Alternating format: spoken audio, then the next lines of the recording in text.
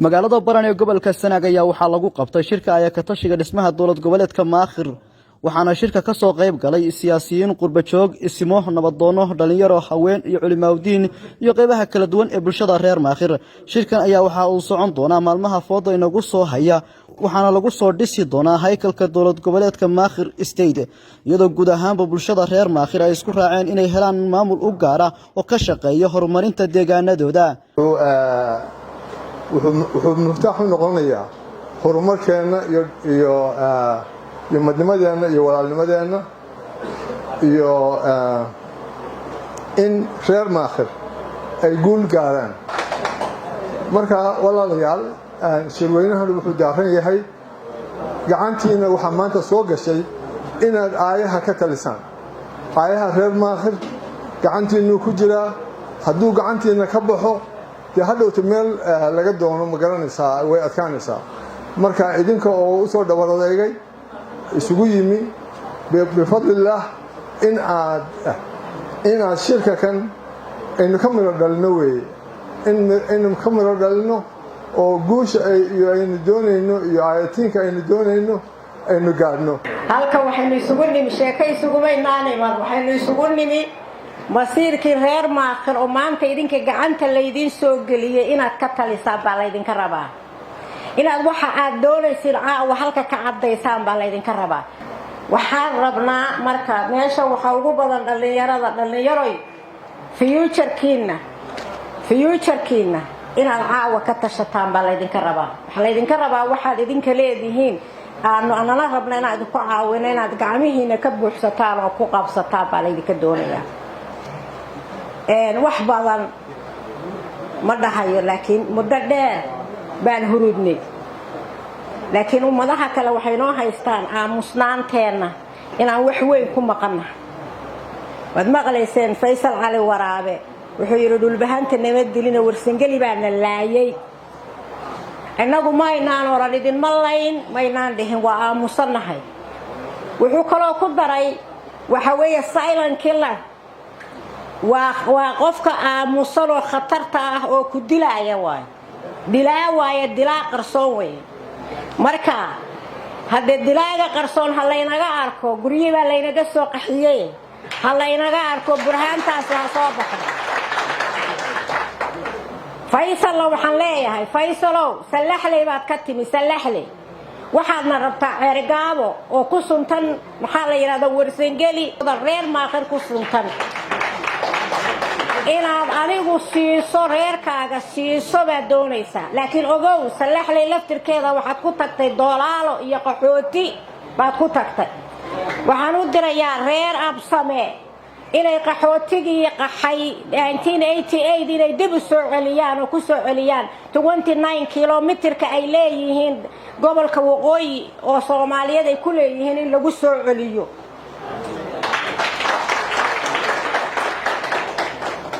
taariikhdu ma guurto way hadhaa ilaa irshiida ilaa iyo maxaa la yiraahdaa mayr iyo xiis waxay ahayd dhul hartibay ahayd may ahayn abtirsiinyaha cusub iyo taariikhaha la sameeyay goombuur iyo lixle iyo maxamed cali iyo caruuraha yaryar oo idinka age-kiina loo dhigayay ma ahan mana beenin karaan waxaan leenahay waxaad sheegaysaa waa beentiin weeye taariikhduna asalkii bay ku noqonaysaa midda kale halka ka sheegaya waxa weeye dhiigu biyo ma aha hadday isleeyihiin markaad dhulbahanta soo cuntaad maad silent killerkii u imanaysaan cunaysaan waa beentiin baan leenahay dhulbahantana garac ma aha waa loo hiilin ma maqasheen midda kale dagaal lama galo adaan maamul lahayn dadkani waxay u baahan yihiin maamul inaad xooggiina tarasgaraysaan oo maxaa la yiraahdo siyaasiyiintina aamintaan oo maxaa la yiraahdo la xisaabtantaan kan federaal jooga kan gobol jooga kan idinla jooga inaad xisaab gelisaan baa la idinka rabaa anagu haddaanu waxalana waa magaciinaanu ku shaqaysanaynaa haddaanu wax weynana magaciinaan ku shaqaysanaynaa idinkuna nala xisaabtami maysaan marka inay idinku soo noqon waayaan dadkiina idinku soo noqon waayay idinka laydinka arkay marka hadda maanta waxaynu isweydiinaynaa maakhir meeshaad dhigtaan maanta meeshaad dhigtaan idiin soo noqon mayso maalin kale annaguna waqti dambe idiin soo beerdarayn mayn maakhir raalli ma ka tihiin inaan maakhir dhisano waxaan annaka leenahay hadda waa markii labaad u codeeya gacanta taaga u codeeya maakhir inaan dhisno hoggaankiina inaad doorataan raalli ma ka tihiin baarlamankiina inaad samaysataan oo weliba dhallinyaro ah wabilaahi towfiiq waxa aynu u baahannahay maskax bini aadan kale ku jirta inagama saari karto baahidaas horumarka iyo waxa aynu doonaynona cid kale oo inoo fikirta inagama saari karto runtii waxaan leenahay caawa aad baan anigu ugu farxay runtii shirweynahan quruxda badan iyo bulshaweyntii aan cidina maqnayn waxaan xusuustaa hadda ka hor dhowr bilood sanadkii hore dhammaadkiisii markaan halka maraynay wacyigelinta wadnay shirweynihii maakhir oo aynu hadda caawa u fadhino lagu baaqayey waxaa noo iman jiray bulsho badan oo cid kasta leh oo qaba fikirka maakhir iyo in la hormariyo la dhiso laakiin aan ogolayn kamaradda inay isu dhigaan ama codkooda iyo mowqifkooda ay muujiyaan ilaahay mahadi caawa waxa muuqata dadku inay bisil yihiin ayna ka go'an tahay waxa ay rabaan inay dhistaan waxaynu halka u fadhinaa isugu nimid bisha Ramadaan u shaqeynayna waqtigeena u soo luminay waxa weeyaan inaynu dhisno wax aynu kaga kaaftoono inaynu cid dambe masiirkeena u daba fadhiisano saasa hadda cod lagu qaaday saasaynu isku dhaarsanay ilaahay idamkii dhalinyarada reer maakhir oo dal iyo dibad joogta dareenkooda aan ogahay iyo waxa ay rabaan cidinama hor istaagi doonto sida dhalinyarooyinka kaleeto oo deegaamada kala jooga marka in reer maakhir ay wax qabsadaan maamul samaystaan waxaan aaminsanahay inuu yahay hadaf cad laakiin muxuu u baahan yahay horta self confidence waxa la yiraahdo u baahan waxa uu ku socon karaa oo ku samayn karaa in loo sameeyo leader qof hogaamiye iyo team la shaqeeya loo sameeyo hogaamiyahaasoo internationally iyo nationally ba la khidaabi kara waxna uga dooni kara inagu ma leeyahin dad dhibaato ma nihin laakiin waxaynu dhibaatadanu tahay inagu dadka ugu aqoonta badan ee ku tiriyo dadka ugu ilbaxsan ee ku tiriyo ayaa dhulkeen dadka ugu dibdacsan yahay marka mushkiladdu waxay tahay inaan isweydiino muxuu dibdacan maxay lagu keenay marka waxa jira baraarug mar haddaynu baraarugnay waxay u baahan tahay in lagu noqdo meeshii laga soo bilaabay maaha waa inaynu ka dhaqaajinaa halkaa maadaama hadda aynu taaganahay laas hadda waa arkaysiin doorasho toosa baa la galay dadka meesha jooga anigu intaa shirar ka qayb geliyey maasha allah shirkii ugu badnaa weeyaan u malaynayaa dadku markaa la waraysto oo gudo iyo dibad la waraystana dabadii gudo iyo la waraystana dadku waa wada maakhir 100% xataa 99 lagu oran karo xataa kuwa meelaha kale dadka meelaha kale u shaqeeya ama maamul kale ama wada kale ama cid kale u shaqeysa marka hoos u waraystaan arinta wada waxa weeyaan waa xagga damaqay meelaha wuxuu yiri badda aan ku dalaq iri weligay digsiga badda aan ku dalaq iri waxa daacad igu riday marka aad degtaan meel duxiyo iyo cagaar badan berri dooga ugu yeedhinta diir wadaagtaan ama uga dignin noqodalloon loogu talagalay marka qofka xeelka soo qabtaa meesha la ilo joogo buu soo arkay waxa xaqiiqeen qofka meel kale u soo shaqeeya waa qof soo warhelay saasaan anigu jeclahay inta marka aan ka gudbo kelmadeedu waa ku noqonayaa madalangeel waa la suntaa reer maakhir waxaan idin sheegayaa waxa aad leedihiin haddaydinaan samaysan wallaahi baydinaan wax nin leeyahay meel ugu gaadhayn maanta wato kaliib yar oo aan u diray group reerka dhexdiisa ama midiyaha aad loo dhigay waxyaabaha la igala hadlayo leelaha calmado waa tir waxa ka mid ahayd Puntland soddon sannadood iyo 30 kilomitir baanu isla taagannahay weli alaanka waa wax xaqiiqo ah 30 sano ay jirtay annaguna haddaanu nahay reer maakhir 30 kilomitir ilaa cawsana baanu ka haynaa mustaqbalkana waxaad noqonaysaa kurdiyiin xaqiiqo weeye warkaas waxaan idin leeyahay hala tashado oo talada maanta aynu joogno waxba isu qarin mayne waxaynu dooranaynaa hogaankii maakhir war hadalkaas soo ma cadda maanta dhawayto waxa ku jirtay gabaygaygii hadduu ruuxu wuxuu diidan yahay daadin kari waayo ama wuxuu damacsan yahay dooran kari waayo waxaan jiray wuxuu doonayo iyo dooq leeyahay war waxaynu doonaynaa maakhir oo dhisaynaa ma isku raacsannahay allaahumma ballaqtu waxba canaantu ma tagto taladu waxay ku fiican tahay wixii dhacay la isku canaanto waxaa ka wanaagsan wixii dhiman oo la qabto insha allah wixii dhiman baynu qabanaynaa intaasaa ku soo koobaya hadalka waan salaamayaa mar labaad waxaan filayaa waa garateen natiijada reer maakhir isugu yeerteen iyo ujeeddada ka dambaysa shirkoodan shirkan waa sii socon doonaa haddii rabbi yidhaahdo ilaa intaan ka gaarayno yoolka aan leenahay marka waxaan rabaa inaan idhaahdo maxaa diidaya xuquuqda ay leeyihiin reeraha kale ee Soomaaliyeed aynu dariska nahay maxaa diidaya inaynu yeelano waxaa diidaya inaynu yeelano waa innaga wey yani waa wax innagayna ku jira cidna cid xaggeeda ma doonto cidna cid xaggeeda kama hadasho abwaanku wuxuu yidhi 30 sano iyo 30 kilomitir waa example fiican oo la qaadan karo oo qaacida ahaan la isticmaali karo oo la oran karo waxaan faa'iidnay muxuu yahay 30 sanadood baan cashuur bixinaynay reeraan maamul la dhisanay awrka geela markii waxa la yidhi waxa ugu nasiib daran awrka sanad walba gaadiid celiska noqda gaadiid celis waxa la yidhaahdaa dadka waxaa laga yaabaa qaarkood inaysan garanayn waa haddii sanad walba reer la siiyo ay ku soo guuraaniin يعني حتى لو ما ترى على بعض مساريه marka 30 sano baynu gaadiid celis ahayn maskaxdeena laga faa'iideystay madaqadeena laga faa'iideystay hadda wali loo sii fikirayaa in haddana laga sii faa'iideysto ay noqoto dad la leeyahay oo waxba iyagu ahayn marka aan waxaan qabaa ma aha inaynu taladeena marti ka ahaano هذا عاو waxay muuqata shacabkii oo midaysan waxaan leeyahay siyaasiyiinta marna noo imaan jiro maakhir baan wadnaa marna maamulada la eedeynay ku noqon jiray dib daba ugu soo noqon maya shacabku waa midoobi wadada saxda ah in la raaco raba taa intaasan ku dhaafayaa waxaan kaloo leeyahay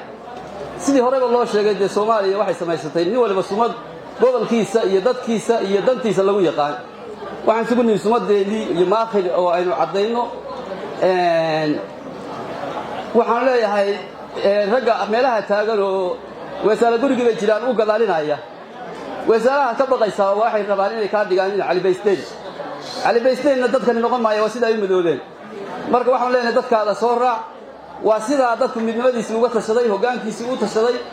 assalaamu calaykum waa la sheegay waa la idin sheegay sababta aynu isugu nimi hadda la guray shirweynahan oo ah inuu yahay ku astaysan yahay oo ku dhisman yahay shirweynihii lagaga tashanayay ay ka tashiga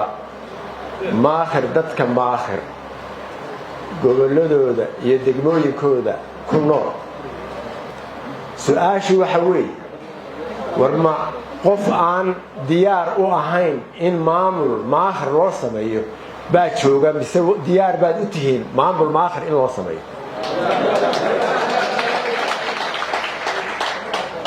aad iyo aad bay u mahadsantihiin waxa weeye hadalka meeshiisa loogu tagaa waxa ay idin halkaas idin soo marteen ma sha Allah tabaarakallah oo idin cod aqlabiyad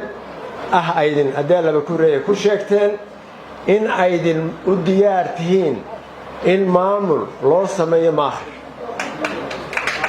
Soomaalidu waxay ku maahmaadaa lax waliba shilalka isdhigto ayaa lagu qalaa warhooy reer maakhirow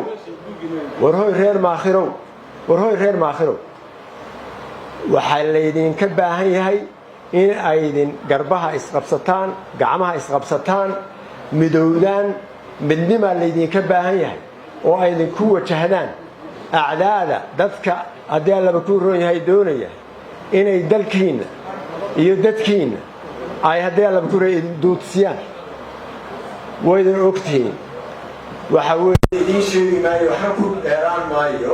waayo wakhtigaa inagu dayiq ah waxaa laydinka baahan yahay in aydin hiil iyo hooba isla garab taagtaan odayaashiinna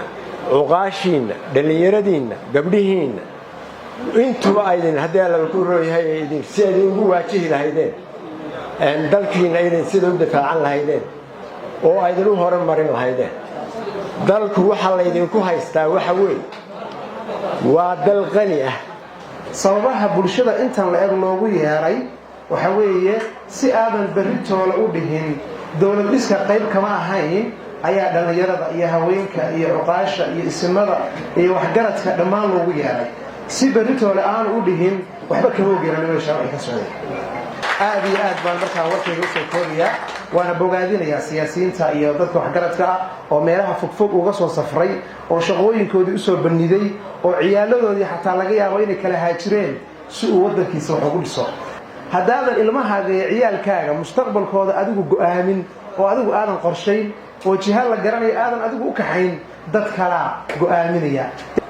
markaa waxaanu leenahay maanta taladeenni gacanteenni ku jirtaa taladeeni gacanteena ku jirtaa sababtoo ah xilligaan ka soo sheegeeyay taladaa ka soo sheegeeyay waa tala gacanteena ku jirta bay ahayd waxay gacanteena ka baxday 1990 gacanteena ka baxday taladeeni wali soo ceshanay innaga ka tashanayna aayahayna u tashanayna war diyaar ma u nahay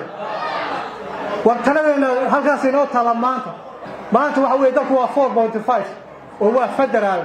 nin kasta deegaanku leeyahay inta degmo uu leeyahay inta gobol uu leeyahay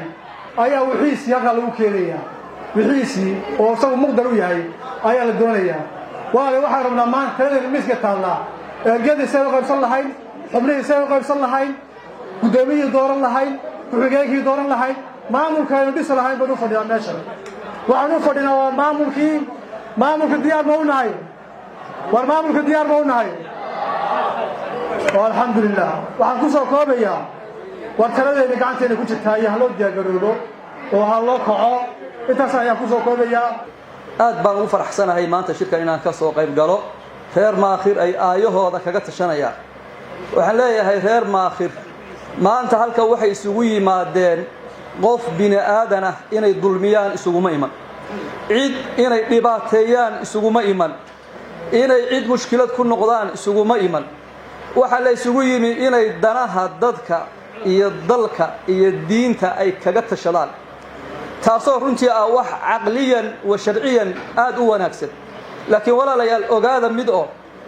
danaha yagaanu ka tashanaynaa ku nabadgeli mayno maxaa laynooga baahan yahay reer maakhir waxaad rabtaan wallaahi inaydan gaadhayn ilaa laydin imtixaamo inaydan gaadhayn waa laydin imtixaamayaa horta ma sabraysaan diyaar ma u tihiin walaalayaal laakiin maakhir waa muqadas weeye haddii aan la dhisin muddaynu hadeer hadalka hawsha dabada ka wadnay innaga dadkaynala haran anu waa garanayaa waxa weeye siyaasiyiinta haddana yar bay nala joogta caashe axmed cabdalle oo kale yani waa sayid maxamed cabdulla xasan bay dhulalka ka matashaa ama xaawataako saan odhan karo waa haliyeed qaran weeye facay tahay oo intaa danta dadka ay ummadda u ordaysona da waa arkaysaan oo waa la socotaan siyaasiyiinta wasiirada iyo ay ka mid yihiin dhoorre iyo